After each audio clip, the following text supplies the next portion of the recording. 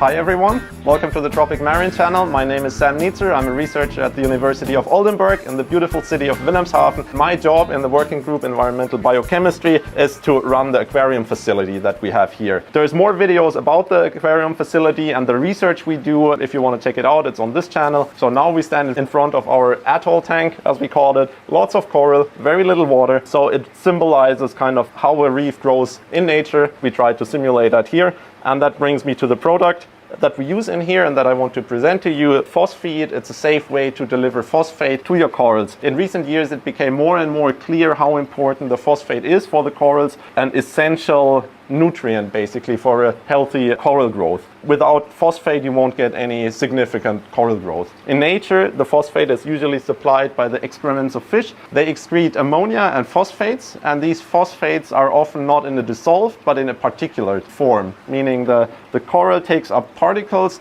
that contain this particulate phosphate, and the phosphate can be used by the coral alone, basically. By supplying the corals with a particulate phosphate, you circumvent the problem of adding dissolved phosphate, which can be used by all sorts of organisms, especially algae. So the algae are really happy about dissolved phosphates. So it's not only the corals that use them, but the algae as well. So if you don't want to promote algal growth, you have the option to deliver the phosphates in a solid form to the corals as a food, basically. So the corals take it up, and inside the coral it's being utilized and promotes the healthy coral growth. So in tanks that have a very heavy fish stock, the excretions by the fish may be enough to support the corals. In tanks like this that have a lot of coral and very little fish, it's basically impossible to supply the corals with enough phosphate just by feeding the fish. The phosphate allows you to supply your corals with the needed phosphates in a solid form, meaning that you don't add dissolved phosphates which could promote algal growth.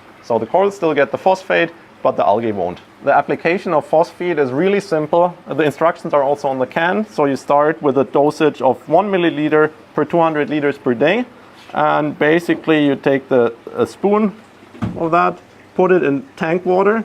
So this is water from your aquarium, or in fact from this aquarium, not yours. You mix it with your water, stir it up, then it's pretty much ready to go. The turbidity and the milkiness, cloudiness of the water, that is by design, because the phosphate is in a solid form. It's a particle that is not dissolving. So if you would use dissolved phosphates, the solution would be clear, of course, because it's dissolved. Once it's stirred up, it's ready to go, and we just pour it into our tank. And it causes also the milkiness in the tank, of course, because the particles are floating around. They keep in suspension, depending on how many corals and what corals you have. About half an hour to an hour, the cloudiness is fully gone. Phosphate should not be overdosed because, of course, the corals are limited in the amount of the particles they can take up in a given time. So anything that is not being used by the corals is then available to other organisms. All right, now we know how to apply it. And now we're going to take a water sample, go to the lab, and check if the phosphates are detectable.